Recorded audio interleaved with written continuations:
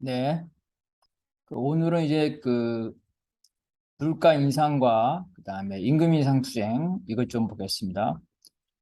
보통 이제 인플레이션이 되게 되면 노동자들이 당연히 임금 인상을 요구합니다. 그러면은 국가와 자본은 임금 인상을 시키면 인플레가 더 심화된다. 이렇게 이제 주장을 하고 있습니다. 그래서 과연 임금 인상을 시키면 물가가 오르는지, 임금 인상 때문에 물가가 오르는지, 이거를 한번 오늘 보겠습니다.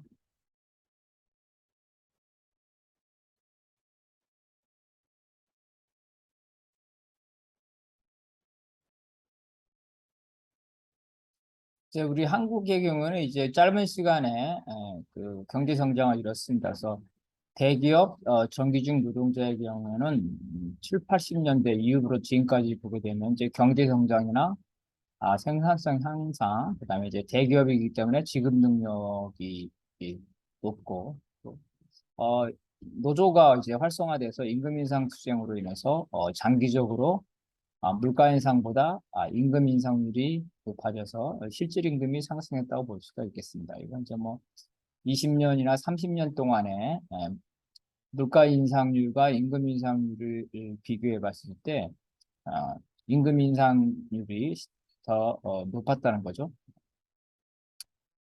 그런데 이제 지금과 같은 어떤 인플레이션 시기에 이러한 단기적으로는 물가가 먼저 오르고 그 뒤에 이제 임금 인상은 노동자들의 투쟁에 의해서 나중에 됩니다.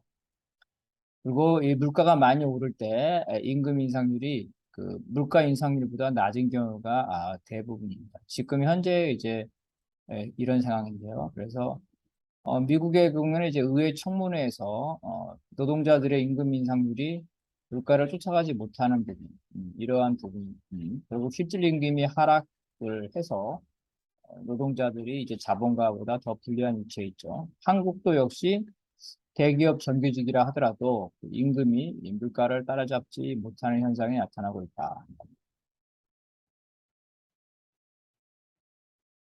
이제 삼성전자 예를 보더라도 이제 그 수익성이 좋은 대기업의 경우에 임금 인상을 상대적으로 많이 하고 있습니다. 심지어 이제 그 대표적인 보수 언론 중앙일보는 이제 6%, 동아일보도 이제 4.7% 임금 인상에 합의했고 조선일보도 이제 이러한 경쟁사의 임금 인상 때문에 파격적인 임금 인상안이 이제 불가피하다고 보고 있습니다. 그런데도 이제 이 보수 언론들은 심지어 최저임금 올해 5%가 인상되는데요. 이 최저임금 5%를 하면 현재 물가 인상보다도 낮죠. 그럼에도 불구하고 자영업자가 죽어간다고 비판하고 있습니다. 최저임금을 적용받는 분들은 임금이 적기 때문에 임금 중에 식료품이나 에너지나 이런 비율이 높기 때문에 체감 물가가 훨씬 높다고 볼 수 있겠습니다. 겨우 그 5%의 최저임금이 올랐는데도 최저임금 때문에 인상되면 물가가 오른다. 자영업자가 죽어간다. 이런 이제 비판을 하고 있다는 겁니다.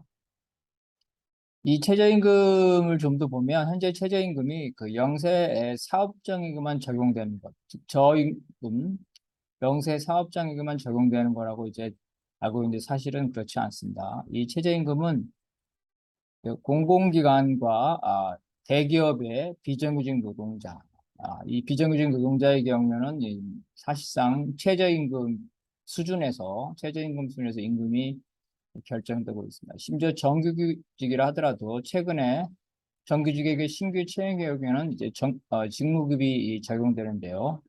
이럴 때도 역시 이 정규직에게 최저임금이 적용되고 있습니다.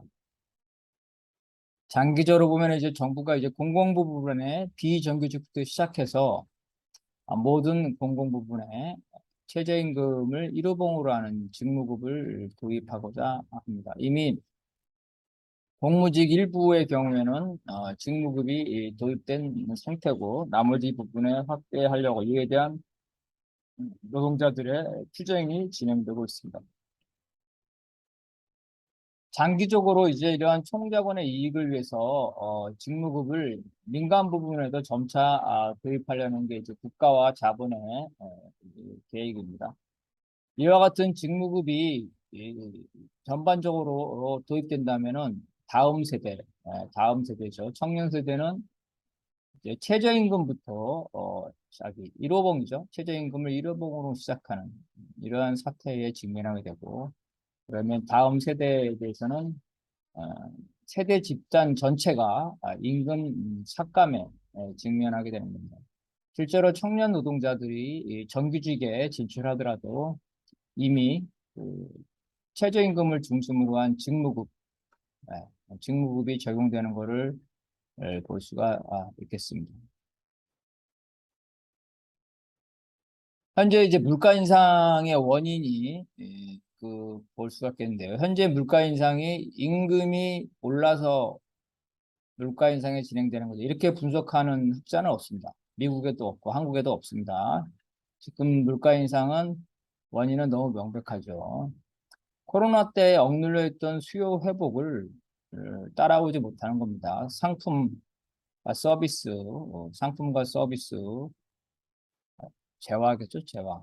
상품에는 재화와 서비스가 포함되니까 재화와 서비스의 공급이 따라가지 못하고요. 우크라이나 전쟁으로 인해서 이러한 원자재와 에너지의 가격이 폭등하고, 그다음에 정유회사를 보듯이 이제 다국적 기업이 매점 매석을 통해서 폭리를 취하고 있는 겁니다. 그러니까 실제로 비용 인상분보다도 더 많은 비용을 산입을 해서 폭리를 취하고 있다. 한국에는 이제 그 원화 가치가 하락함으로써 수입 가격이 상승하겠죠. 그래서 아, 공급 가격이 상승하고 있습니다. 독점 기업들은 비용이 상승이 되면은 이거를 바로 가격에 반영하고 있습니다. 가능하고요. 지금 바이든 대통령이 미국의 정유회사를 비난하는데요. 인플레이션 시기에는 오히려 평상시보다 더 많은 폭리를 취하고 있다. 이거는 미국의 정유회사뿐만 아니라 한국의 정유회사도 마찬가지입니다. 일단 정유회사들은 인플레이션 시기에 이미 그 전에 비축하고 있던 원유가 있겠죠. 그래서 그 전에 비축하고 있던 원유에 대해서도 높은 가격을 매기게 되고, 현재 수입하는 경우에서도 실제 비용 발생보다 더 높은 가격을 매기면서 폭리를 취하고 있다는 게 이미 그 통계상에 공식적으로 나온 겁니다. 자유경쟁 시장이죠. 자유경쟁 시장. 예를 들어서 짜장면, 이렇게 되겠죠. 짜장면 가게, 이런 여러 개의 기업이 경쟁하기 때문에 자기 혼자만 가격을 올릴 수 없는 이러한 개별 기업들은 이제 다른 눈치를 보느냐고 바로 가격을 올리지 못하죠. 하지만 지금처럼 가격 상승이 일반적이다. 그럴 경우에는 결국은 단합을 통해서 가격을 즉시 올리거나 아니면 순차적으로 가격을 올리고 있습니다. 반면 우리 노동자들은 분산되어 서로 경쟁합니다. 노동시장에서.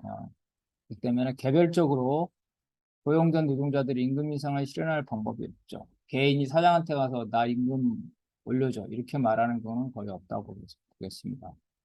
결국엔 노동자들은 노동조합을 통해서 임금 협상을 하고, 그것이 안 될 경우는 파업을 통해서 임금 인상을 관철하려고 합니다. 이때 이제 자본과 권력이 임금 인상으로 물가가 올랐다. 임금 인상 투쟁, 파업 투쟁이죠. 파업 투쟁 때문에 기업이 멈추게 되면 기업이 손해를 보고 결국 파업은 국가 경제를 먹늘게 한다, 이렇게 비판하고 있습니다. 대우조선에서 똑같은 비판을 하면서 노동자에게 손해배상을 청구하고 있습니다. 자본가들은 이제 물가가 오를 때 자신의 이윤을 줄이지 않고 오히려 정유회사처럼 더 많은 이윤을 챙기고 있는 게 현실인데, 노동자에게는 이제 국가 경제를 위해서 임금 인상률을 낮춰서 실질적으로 임금 삭감을 받아들이라, 이렇게 이제 요구하고 있습니다. 오늘은 그러한 논리들을 보는데요.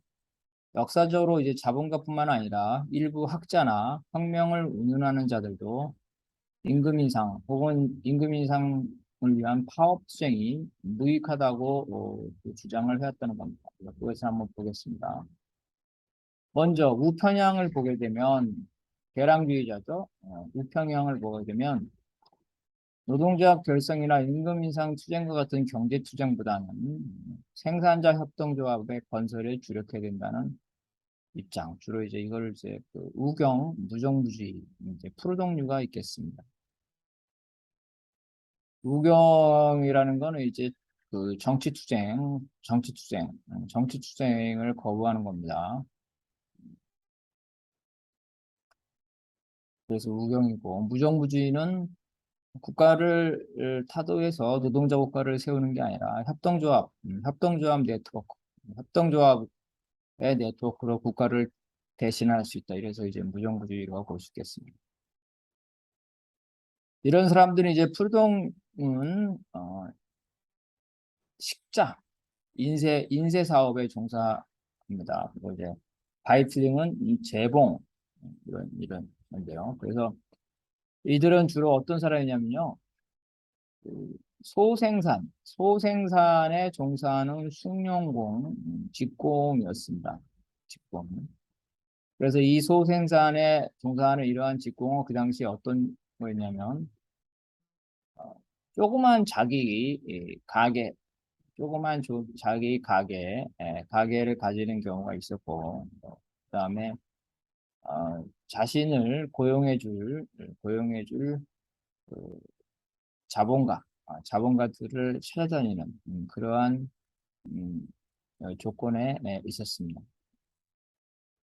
이들은 이제 그 봉건제의 장인제도로부터 기인하는데요. 장인제도는 어떻습니까? 마스터 밑에 도제, 수련공죠. 도제가 있고 어느 정도 기술을 숙성한 직공이 있습니다. 근데 이 직공들은 이제 독립을 하려면 자기를 키워준 이 장인과 같이 경쟁할 수가 없겠죠. 경쟁할 수가 없기 때문에 이 직공들은 다른 지역에서 일자리를 찾거나 혹은 가게를 차리거나 이러면서 그 다른 나라 유럽 전역을 유랑을 합니다. 이들이 이제 그 일자리와 기술 습득을 위해서도 그러는데요. 푸르정도 역시 마찬가지입니다. 그래서 이들은 이러한 장인과 경쟁을 회피하기 위해서 다른 지역에 유랑을 한편 이들은 그 새로 성장하는 자본제의 공장제 사이에서 몰락하는 소부르주아였다. 그래서 지금도 마찬가지죠. 지금도 소규모 공장, 그죠? 소규모 공장들은 대규모 공장주가 되고 싶어 했습니다. 그 당시도 마찬가지다. 이런 몰락하는 이 소생산자, 직공들은 자신들이 공장주가 되고 싶었는데 자기 혼자 힘으로 안 되기 때문에 소생산자들의 협동조합을 만들고자 했습니다. 폴동 같은 이도 자기가 스스로 소규모 공장을 인쇄소를 가지고 있는 뿌티부르주아였습니다. 그 협동조합을 만들었는데 이들이 이제 그 돈이 없어요. 협동조합을 만들어서 자본주의 공장제와 대응하고 싶었는데 돈이 없었기 때문에 그중 일부는 자본주의 국가와 협상을 해서 지원금을 받아서 어, 이 공장제와 대항하는 협동조합 형태의 공장을 만들고 있습니다. 더 나아가서 이런 소생산자 협동조합의 연합체가 이후에 자본주의 국가를 대체하고 그것이 바로 그 혁명이라고 생각했던 겁니다. 특히 이제 그 마르크스가 활동했던 독일의 경우에 1800년대 1800년대 중반에 이러한 어, 협동조합, 국가의 지원을 받아서 소생산자도 협동조합을 통해서 대공장과 경쟁할 수 있도록 하는 것, 이러한 것들이 일반적인 주장이 됩니다. 그래서 이들의 소생산자의 요구를 받아 아는 사람이 라살인데요. 그 라살은 바로 이제 이 국가를 통한 국가와 협력하는 거죠.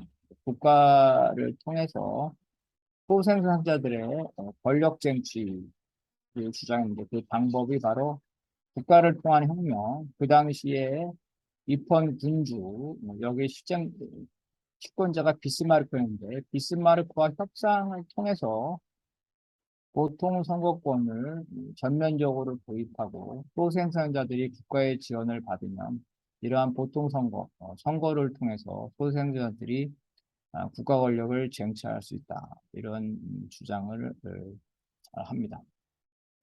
이것은 바로 이제 소생산자들의 계급적인 한계에서 나온 거라고 볼 수가 있겠습니다. 좌편향을 보면요. 아베 프랑스 혁명 말기에 폭력혁명을 시도했다가 사형당한 바베프 블랑키는 이제 1830년대에 그 혁명주의자입니다. 바쿠닌 1800년대 중반의 혁명주의자인데 이들은 이제 그 좌경 무정부주의자는 겁니다. 이들이 왜 이제 좌경이냐 하면은 이들은 그 폭력적인 정치 투쟁만 강조합니다. 그러니까 좌경이죠. 노동조합 투쟁, 임금 인상 투쟁 이러한 경제 투쟁을 거부합니다. 그리고 왜 무정부주의냐면 이들은 이제 소수 엘리트의 무장 봉기를 주장을 합니다. 그래서 이들은 노동조합도 거부할 뿐만 아니라 오늘날 말하는 정당, 그러니까 정치적인 계획을 통해서 일반 대중들과 함께 처음부터 함께하는 일반 대중들이 어떤 폭동에 종사하는 이러한 형태가 아니라 소수의 엘리트들이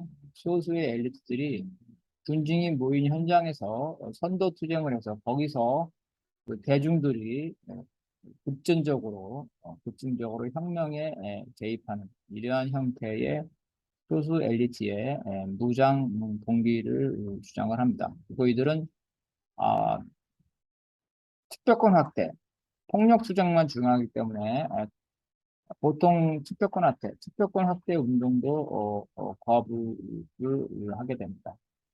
그래서 이제 자경 부정부주의입니다. 의회 노동조합도 거부하고 정당도 거부하고 그 혁명 이후에 프레르 독재 이것도 거부합니다. 혁명 이후에는 소수 엘리트의 독재만을 주장을 하게 됩니다. 이러한 좌우 편향 모두는 아직 그 공장제가 전면적으로 도입되지 않아서 노동자 대중이 형성되지 못한 시기죠. 그러니까 혁명의 주체를 노동자 대중으로 보기보다는 소부르자로 보는 거죠. 그리고 혁명의 주체가 엘리트 혁명가에 국한됐다. 이러한 시대적 한계를 보여주게 있다. 즉 노동조합, 대규모 노동조합이 아직 나타나기 전에 프롤레타르 군대가 나타나기 전에 시대적 한계를 반영을 하게 됩니다. 이제 마르크스에 따르면 노동자의 경제 투쟁은 일단은 자신의 이해관계만, 즉 존재에 부합하죠. 노동자가 월급 올려달라는 건 너무나 당연한 직자적인 대화입니다. 월급을 올려달라는 거는 자본가와 자본가의 이윤을 두고 싸우는 거죠. 그래서 이 월급을 올려달라는 투쟁은 바로 자기를 고용한 자본가와 대립할 수밖에 없는, 즉 노동자와 자본가가 대립적인 존재라는 걸 깨닫게 하는 대자적인 투쟁입니다. 더 나아가서 이제 그 경제투쟁이 8시간 노동제와 같이 이 제도투쟁으로 발전을 하게 될 때 이런 8시간 노동제라는 입법, 제도를 실현하려는 투쟁이 될 때 그것은 결국은 입법과 제도를 바꾸는 국가의 결정권을 장악하려는 직자대대적인 정치투쟁으로 나아갈 수 있는 맹아이다. 이렇게 이제 보다 정치투쟁과 경제투쟁이 완전히 분리되는 건 아니랍니다. 더구나 오늘날 노동조합은 전국 단위의 총연맹 형태죠. 마르크스나 레닌 시대의 노동조합은 지역별로, 산업별로 분열되어 있었지만 오늘날의 노동조합은 전국 단위의 총연맹 형태. 민주노총이다, 이거 민주노총. 따라서 최저임금 인상 투쟁은 당연히 이 정치 투쟁의 성격을 가지고 있죠. 왜냐하면 최저임금 인상위원회에서 총자본과 국가 권력과 긴장 상태에서 협력을 하고 필요에 따르면 투쟁까지 나아가고 있기 때문에 있습니다. 심지어 총연맹 혹은 전국 단위의 가맹 혹은 대기업, 현대자동차 이런 거죠. 이러한 임금 인상 투쟁, 요번에 대우조선의 임금 인상 투쟁, 이런 투쟁은 그 자체가 이미 총자본과 국가 공권 파업을 막으려는 경찰이죠. 이와에 맞서는 높은 수준의 경제 투쟁이자 전국민적인 관심을 가지고 노동자의 이데올리기와 자본가의 이데올리기, 국가의 이데올리기가 충돌하는 낮은 수준의 정치 투쟁이다. 경제 투쟁과 정치 투쟁은 특히 총파업 투쟁, 임금 인상 투쟁은 그거를 정치 투쟁이 전혀 아니라고 이렇게 볼 수 없다는 거예요. 이러한 임금 인상 투쟁에 반대하는 그 이론들이 있습니다. 고전 경제학파에 따르면 임금 기금설인데요, 이들이 모든 노동자의 임금 지불에 충당되는 기금은 총자본 중에 일정하다. 그냥 간단히 말하면 이윤이 발생하면 그 이윤 중에서 노동자에게 할당되는 부분과 자본가에게 할당되는 부분입니다. 잉여가치가 나오게 되면 그 잉여가치를 노동자와 자본가 간에 어떻게 분배하냐, 이것이 고정되어 있다는 거예요. 예를 들어서 전체의 잉여가치, 그죠? 전체의 잉여가치 혹은 뭐 쉽게 말하면 순이익이 발생했다, 10이 발생했다. 그러면 예를 들어서 전체 노동자에게 넘어가는 거는 3%의 30%, 그죠? 30%에 불과하다. 이렇게 일정하다는 거죠. 그러니까 개별 노동자에게 돌아가는 것도 일정하다. 평균 임금이 일정하다. 임금 총액을 근로자 총수로 나눈 액수가 개별 노동자의 평균 임금이랍니다. 그래서 이러한 평균 임금이 일정해야 되기 때문에 만약에 개별 노동자의 평균 임금이 오르면 총액이 일정하니까 고용이 감소돼야 된다. 그래서 임금 인상 투쟁은 고용을 감소시킨다. 이러한 임금 기금설에 기반해서 마르크스 시대에 존 웨스턴, 더군다나 이 사람이 마르크스와 같이 활동했던 국제 노동자 협회의 집행부에 있는 사람인데요. 이 사람이 말하기를 단기적으로 총 생산량이 불변이고 단기적으로 어떤 순이익이 불변이라고 볼 수 있겠습니다. 단기적으로 순이익이 불변이고 전체 노동자에게 주는 순익 중에 전체 노동자에게 주는 총임금이 불변이다. 임금 기준설이죠. 그래서 개별 노동자가 임금으로 구매할 수 있는 상품량, 즉 실질 임금도 불변이다. 그래서 임금이 오르더라도 상품 구매량, 실질 임금은 오르지 않기 때문에 결국은 그 임금 인상률만큼 상품의 가격만 오르게 됩니다. 인플레이션만 발생을 하게 된다. 마르크스는 이런 임금 기금설에 대해서 여러 가지 면에서 비판을 했는데요. 가장 중요한 부분이 자본가가 총이윤 중에서, 그러니까 순이익 중에서 임금에 배부하는 비율은 임금 기금설처럼 항상 고정된 것이 아니라는 거죠. 여러 가지 이유로 그 총 이윤 중에서 임금에 배분하는 비율이 달라질 수가 있는데 그 중에서 가장 중요한 게 계급 투쟁입니다. 노동자가 전체 노동계급이 계급 투쟁을 통해서 총 이윤 중에서 노동자에게 배분되는 비율을 더 높일 수 있다는 거죠. 자본가들은 저항을 하겠죠. 그렇지만 자본주의가 그 전복될 수 있는 그러한 위기, 그죠? 이러한 위기 속에서는 어, 자본가들이 노동자에게 더 많은 양보를 할 수밖에 없다. 결국은 이거는 노동자와 자본가가 어느 정도 가져가냐의 문제는 정해져 있는 것이 아니라 이를테면 정치 투쟁에 의해서 결정되는 겁니다. 이런 건 이제 과세도 마찬가지죠. 과세는 이제 부자에 대한 과세는 소득을 재분배하는 효과가 있는데 이거는 이제 정치 투쟁이죠. 정치적인 문제지 경제적인 문제가 아니라는 거죠. 사회적 부를 자본가와 노동자가 어떻게 배분하냐 문제는 주로 계급 투쟁에서 결정된다. 물론 계급 투쟁 이외에 다른 이유도 있지만 노동자 입장에서는 파업이라는 투쟁을 통해서 노동자에게 떨어지는 부를 더 많이 증가시킬 수가 있다는 겁니다. 이 개별 기업이 자유경쟁의 시장에 있을 때 자신의 노동자의 임금을 올려도 경쟁에서 살아남기 위해서는 가격을 올리는 대신에 자신의 이윤을 줄일 수가 있다는 거죠.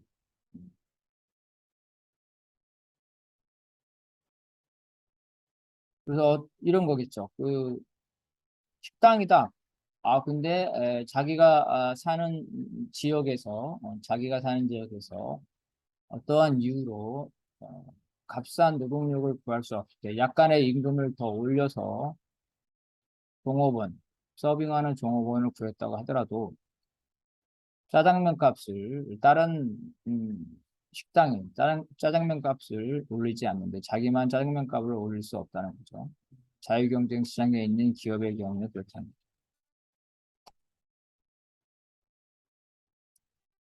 이게 이제 세계 시장에서 역시 자유경쟁 시장에 놓여 있을 때라면, 자유경쟁 시장에 놓여 있다면 이거는 하나의 기업에서도 적용될 수가 있습니다. 기업이 세계 시장에서 경쟁을 하게 때 자신의 그 인건비가 오른다고 그래가지고 바로 가격을 올리기는 쉽지 않다.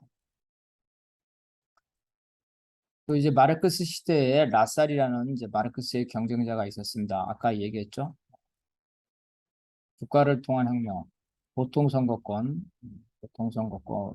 통해서 혁명이 가능하다는 거고, 협동조합, 음, 소생산자의 국가의 지원을 받도록 해서 소생산자의 협동조합을 만들고자 했던 라살의 철칙설, 이것도 이제 임금 기근설의 일종입니다.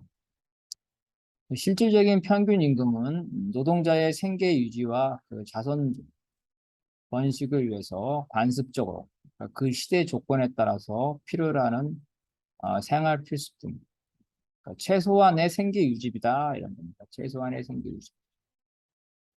그래서 만약에 임금 인상이 돼서 최소한의 생계 유지보다 더 많게 된다면 멜더스의 임금론이죠.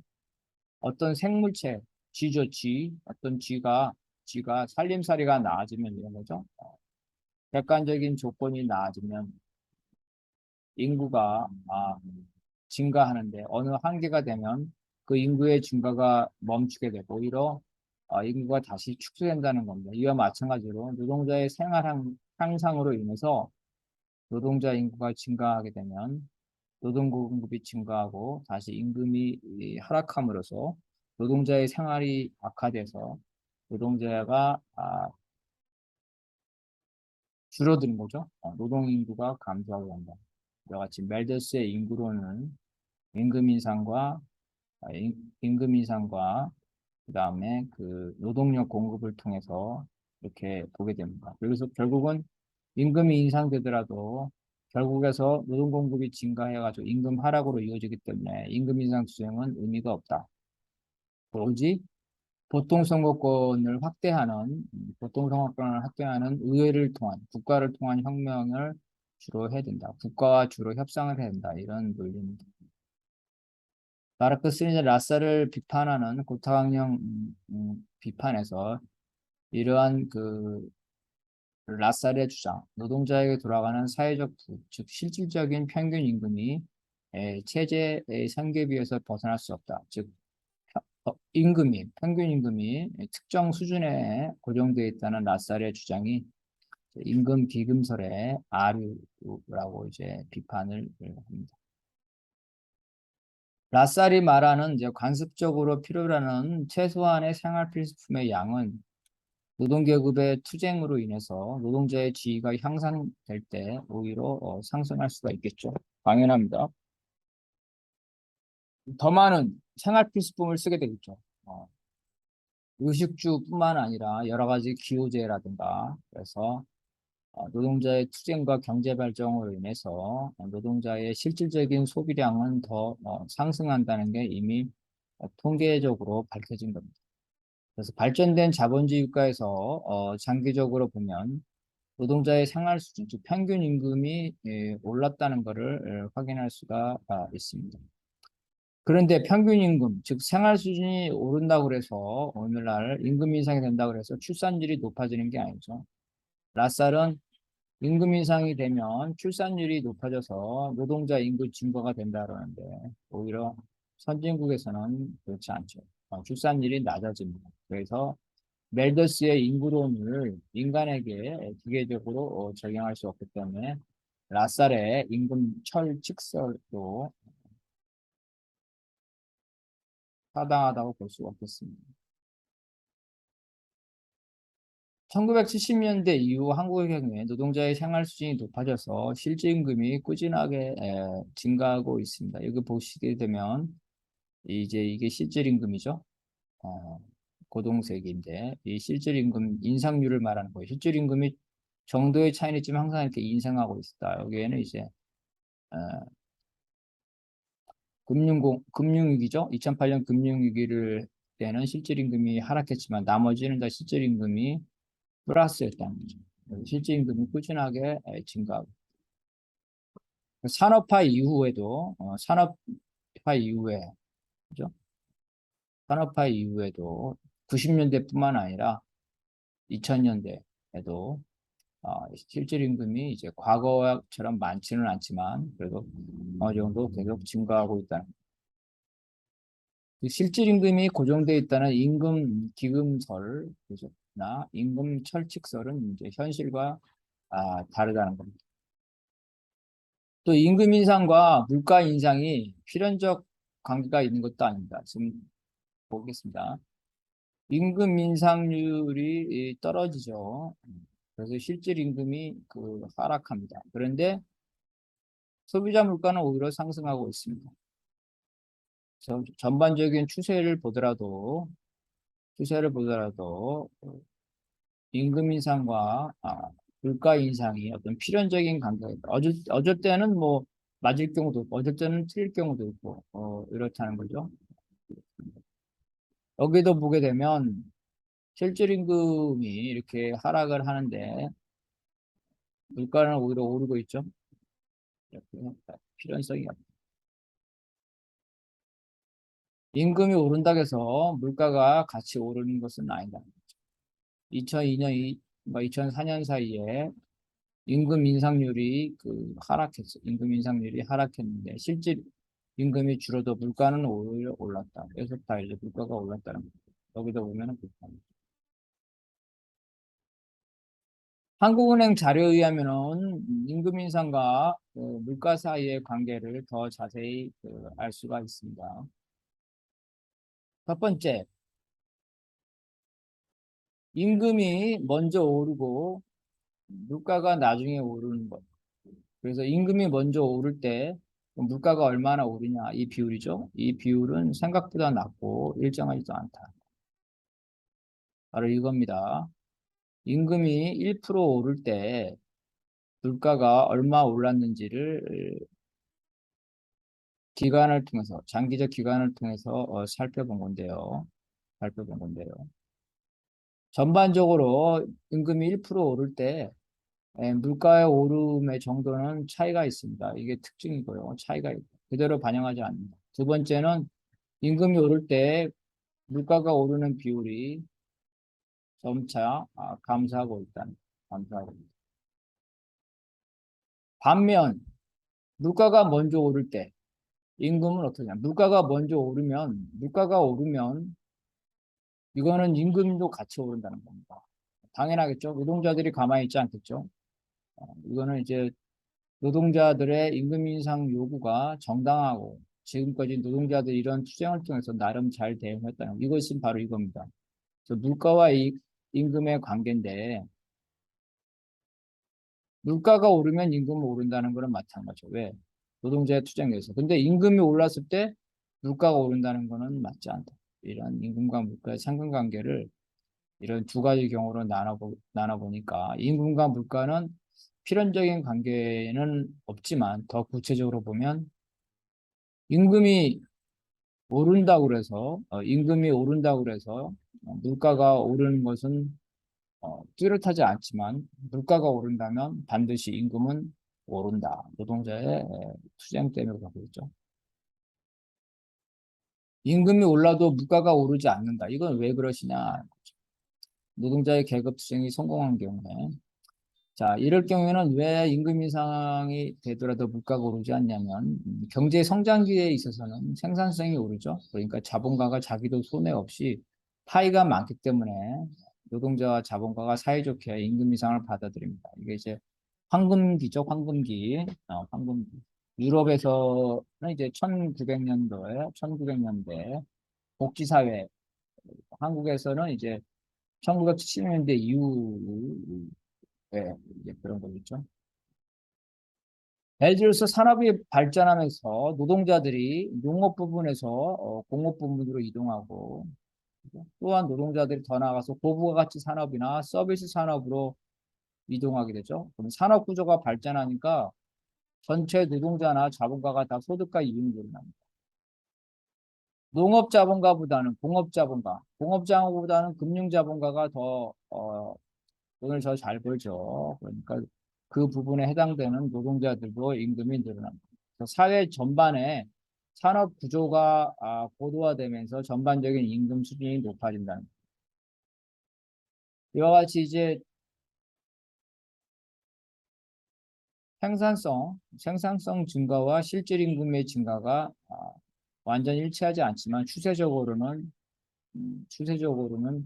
유사하다는 거죠. 그래서 실질 임금이 상승하면 바로 그 원인 중에 하나가 이제 생산성이 높아지면 노동자와 자본가가 사이좋게 더 나눠갑니다. 하나의 산업에서 기술 발전이나 기타 비용 전략으로 생산성이 높아질 수가 있다는 겁니다. 이 경제 위기 시기에 여기는 이제 외환위기고 여기는 이제 금융위기인데 이 경제 위기 시기에는 임금 상승률이 그 생산성 향상률을 따라가지 못하고 있죠. 결국은 생산성 향상으로 인한 순이익을 자본가가 더 많이 가져갔다는 거죠. 경제 위기를 탓하며 이미 이제 고임금 노동자죠. 대기업 정규직이죠. 임금 인상을 저지를 시키는 겁니다. 그리고 조직되지 않는 비정규직 노동자에게 대한 더욱더 노동 착취를 강화했기 때문에 생산성 향상보다 더 낮은 임금을 주면서 자본가들이 더 폭리를 취하고 있다는 겁니다. 또 임금 기금설에 따르면 실질 임금이 오르면 고용이 줄어든다 그러죠. 고용이 줄어든다. 그리고 언론에서 맨날 떠듭니다. 최저임금을 인상시키면 자본가, 주로 영세 사업자들이 감당을 못하기 때문에 해고를 하기 때문에 일자리가 줄어든다. 실업률이 늘어진다. 고용률이 낮아진다는 거죠. 그래서 이걸 봤어요. 1999년에서 2017년까지 약 20년 동안에 봤는데요. 고용률은 상대적으로 안정돼 있고, 최저임금은 변화무쌍하죠. 결국 뭐냐면, 최저임금 인상률과 고용률과는 아무 상관이 없다는 겁니다. 물론 한계에 몰린 일부 자영업자, 안 그래도 장사가 안 되는 자영업자겠죠. 한계에 몰린 일부 자영업자의 경우에, 이 경우에는 어쩔 수 없이 그 서빙하는 사람의 숫자를 줄일 수가 있겠죠. 그렇지만 일반적인 기업의 경우, 일반적인 자본가의 경우에 임금이 오른다고 해서 임금이 몇 퍼센트 오른다고 해서 고용을 바로 감축하지 않을 겁니다. 물론 외환 위기처럼 어떤 양적 한계에 도달할 경우에는 구조조정과 같은 인력 감축이 따라올 수도 있습니다. 그렇지만 이러한 것들은 한계 기업이라든가 구조조정 시기라든가 특별한 시기에만 그러한 것들이 이제 가능하고 전반적으로는 임금 인상률과 고용률, 즉 실업률과는 큰 차이가 없다. 임금 인상이 오른다더라도 일자리가 줄어드는 것은 아니다. 이렇게 볼 수가 있겠습니다.